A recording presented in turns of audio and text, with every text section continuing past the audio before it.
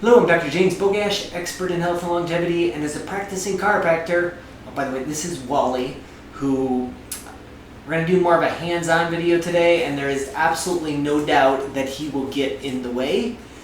Just adds a little bit more realism to what you may be doing yourself at home. So, as a practicing chiropractor, flexibility and stretching is something that we do. By the way, if there's any dog trainers out there, we'd appreciate some tips.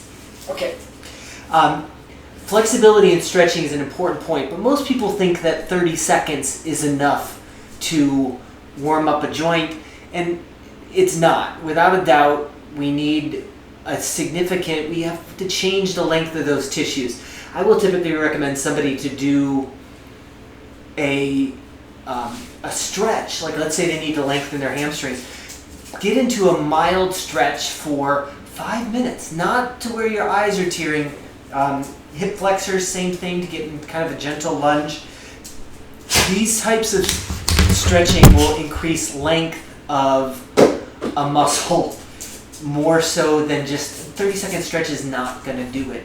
If we really need to lengthen a muscle, then we have to put some time in. And the Achilles tendon is really prone to rupture. And that's because it doesn't have a very good blood supply. That gastroc gets tight from everything that we do. So anything that we can do to increase the strength, increase the length of the Achilles tendon is going to be important for making that leg stronger and more prone to injuries.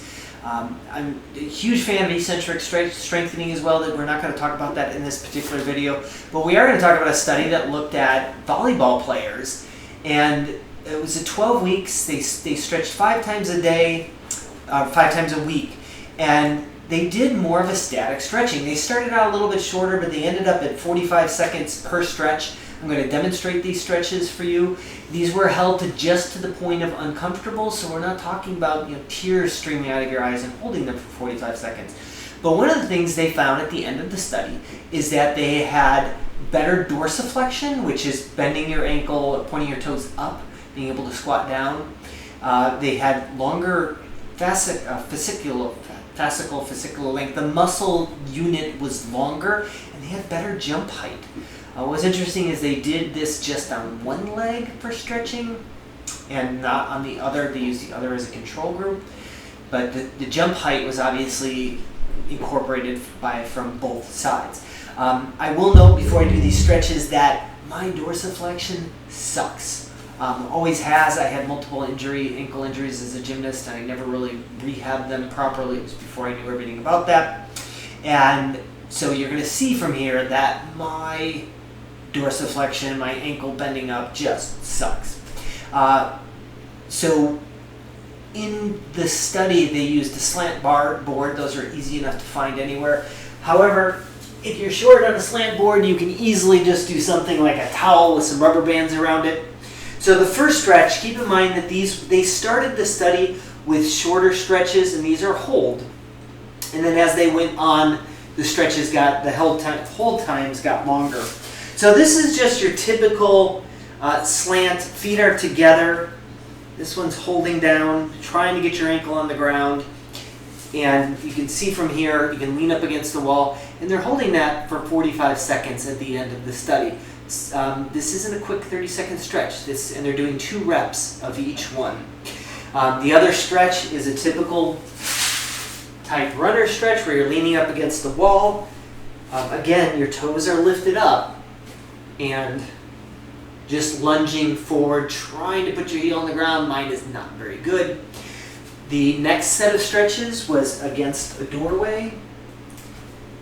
1 foot down, this one forward. And again, a little bit of a lunge, trying to put this heel down on the ground with the knee bent forward. Also, all of these images are in the study that I'm going to link to. The next set was just your typical on a stair or something elevated with one leg hanging down. This towel is not high enough for this, but if you happen to have a set of stairs or an aerobic exercise bench, those are more than satisfactory. 5th stretch was just your typical one leg forward, grabbing the toes and pulling back. trying to get them pointed towards you as much as possible. And the last stretch was same kind of runner's type stretch, but in this case, this leg was off the ground, putting a little bit more pressure down through the Achilles. These are designed to stretch. When we talk about Achilles, we actually have the soleus and the gastroc, both on the medial and the lateral side, and these are designed to stretch both aspects of those.